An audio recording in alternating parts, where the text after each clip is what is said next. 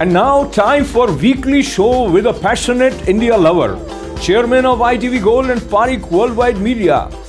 Get ready for loving sharing from physician, philanthropist, publisher, and India advocate in this week.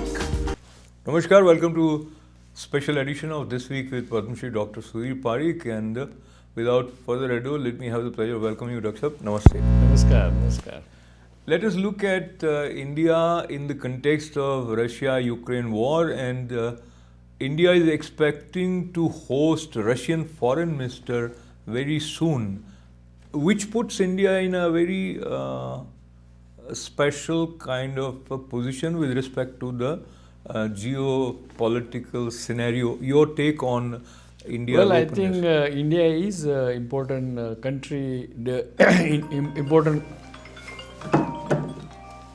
important country because India is the largest democracy, plus economically it's number 3 in the world, and so the importance of India is very important, and India is a very large client of the Russian military equipments. So India's role is very important, and India is a neutral. So Russia may interested in taking advantage of neutrality to end this war amicably. So now, when India has openly indicated that it will take advantage of the discount that is being offered by Russia, does that put India in a slightly negative light, that it is not pro-humanity and it is paying more attention to the economic interests, etc.? Yes, I mean it can be, and it can kind of sour little relation with the USA too. But again, in the politics, always people have to see their own interest, and it's India's interest to purchase little inexpensive crude oil from the Russia. There is nothing wrong in it. Absolutely. And India also has trade with Russia as far as defense equipments are concerned, that is nearly over $9 billion. Right. Now, looking at the recent statements of President Biden about Putin while he was visiting Warsaw and Poland, he ended up saying that this man need to go, which was later on corrected, saying that he didn't mean to destabilize elected government, etc. Your take on overall America's position as of now? I think America's position is obviously pro-Ukraine and anti-Russia right now, because Russia has invaded Ukraine without any provocation, and it resulted into a lot of loss of lives and lot of destruction. And therefore, I think what Russia did is not very commendable, or it needs to be condemned. So I think USA position is a correct position, and that's only way US can galvanize all the NATO member and keep them in the one line or on same page. Otherwise, what happens is everyone try to look for their own interests, and those who are in the European countries, and we are close to Russia, they may start deviating themselves from the NATO. So you don't want that. And plus what he said at the last moment, I think it's more of keeping the NATO together.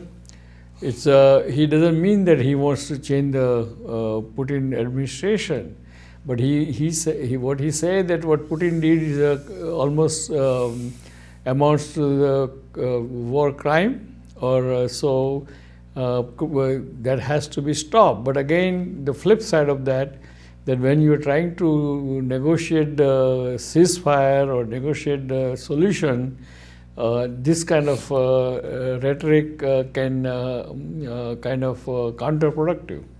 Absolutely. And Ukraine is in a very unenviable position, first with the encouraging stand expressed by President Biden and NATO European nations for Ukraine to support it against Russia, they didn't live up to their promises, is one way of looking at it.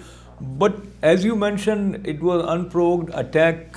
Probably Russia was looking at protecting its potential threat in future, as US invaded some of the nations earlier because they would come back and hit it. That's the argument which Russia is coming No, up I with. think Russia's argument is wrong and incorrect, because according to United Nations Charter, no country should invade other sovereign country without any serious provocation or without any serious reason. And there was no serious reason here. There is no, I mean, this what Russia achieved after 1 month is nothing, literally speaking, and a lot of people died, including the Russian soldiers. Absolutely. So what is good about it? So and the Ukrainian children and people become homeless, and that also uncalled for. And Absolutely. I think so. I don't think Russia's argument is correct argument, because this all can be achieved by negotiation rather than killing each other. And that's why I think negotiation is only answer. And I heard today that I think they are doing some progress in the negotiation.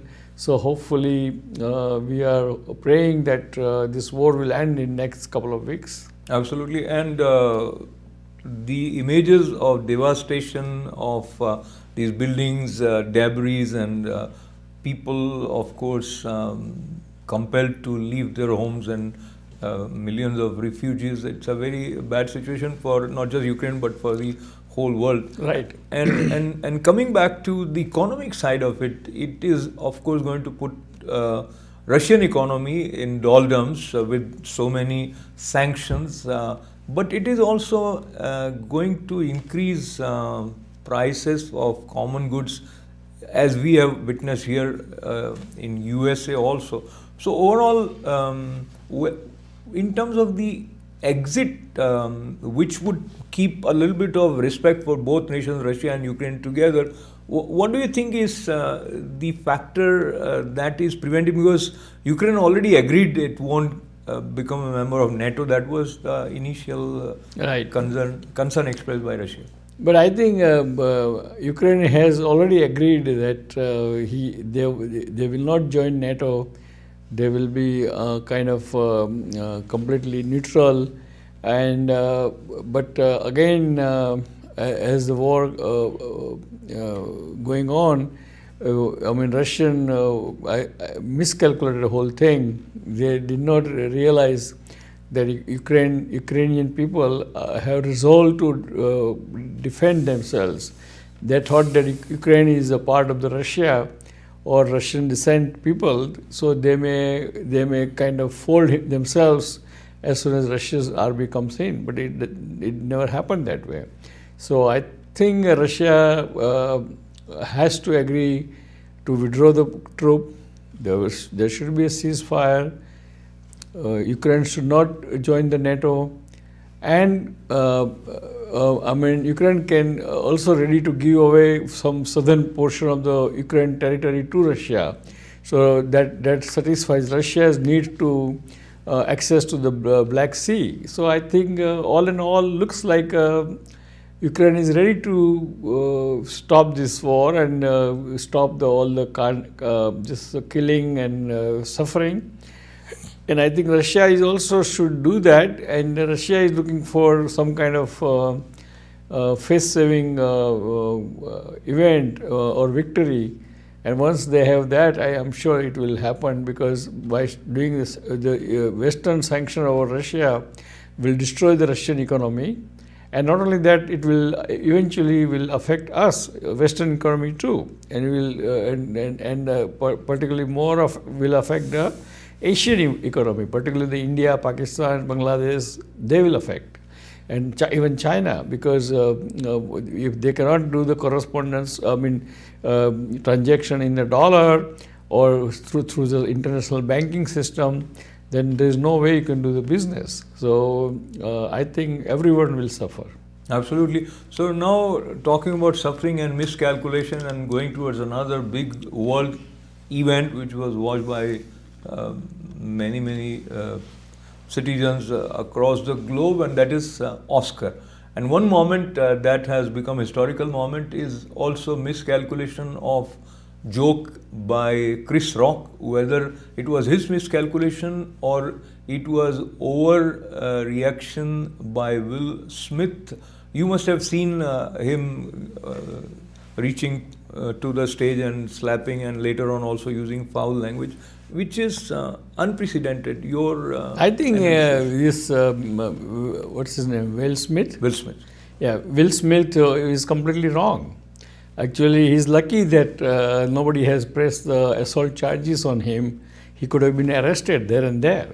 So I think what he usually in the this kind of entertainment program or this kind of public events, any satire or indirect joke should not be taken seriously, and nobody should react personally. And I think what Will Smith reacted, it was incorrect, and I think he did apologize. But I'm sure that Academy Council will punish him somehow. They may even ban him from coming to the program anymore. Probably it will affect his career too, because a lot of producers and director will not select him, because by selecting him it whole movie can go flop economically. So I think it was kind of emotional outrage, which is will be very costly to him. And at that time, after this incident, he went up to receive the award, and this is the first Oscar that came his way, and he didn't apologize to Chris Rock at that time in that speech, and his apology came after condemnation of his behavior by Academy, which was a day late. So people are upset about No, it. I think he did apologize kind of indirectly during his speech while accepting the award. Without giving the name of Chris Rock, others he Yeah, apologized. so that was wrong. I mean, that was not enough. So I think whole thing was mishandled, and it's not a good event to be remembered. Absolutely, but I'll just bring up, it is not good to remember, but I'll remember this for seeking your views on the way Chris Rock handled it, because I think he handled very nicely, because being a comedian, I mean, the way he reacted, people thought that this is all kind of choreographed event. Because he was laughing and smiling that time, right. And after that also he did not react to it, because he could have punched him back, and so I think he did a right thing probably. Absolutely. So we will conclude with a good news for Indian Americans or for Indians at large, and that is we have one more CEO of an important company, that is FedEx, and this young man is Raj Subramaniam. So he also is IIT alumni, and FedEx is quite a large company with $84 billion revenue. It has 700 aircraft. So how you feel with this announcement? Well, it's a great achievement of the Indian American immigrant, because that shows that in this country, our country, USA, if we are work hard, we focus more, then we can achieve any height. And look at this Raja Subramaniam. Yes. Become now CEO of the FedEx, which is a 100 years old company, and which is a very large company. Even their fleets are 700 planes. If they separate that company separately, then it becomes largest transportation company. Yeah. So I think it's a great achievement, and we all immigrant or we all Indian American should be proud of Raja Subramaniam and ourselves, because we arrived, we achieved, and now we are getting recognized. Wonderful. On that positive note, time to say goodbye and your parting words for our viewers. Dear friends, thank you for joining us this week again. We all pray to mighty God that Ukraine-Russia war should end soon. And there is some silver line this morning from the Turkey about the negotiation. So I'm very optimistic that it will end within a week or two, and it will stop the carnage of the human beings unnecessarily. Again, other is pandemic. Pandemic is over. But be careful, because the last variant, the new variant, is still there, particularly in the northeast and west coast. The cases are very high, so be careful, particularly in the indoor setting. And India is doing great. India has arrived in the world stage, and that you can see the importance of India during this Ukraine-Russia conflict. So, friends, God bless America, God bless India, God bless Indian American, and we'll see you next week. Till then, goodbye.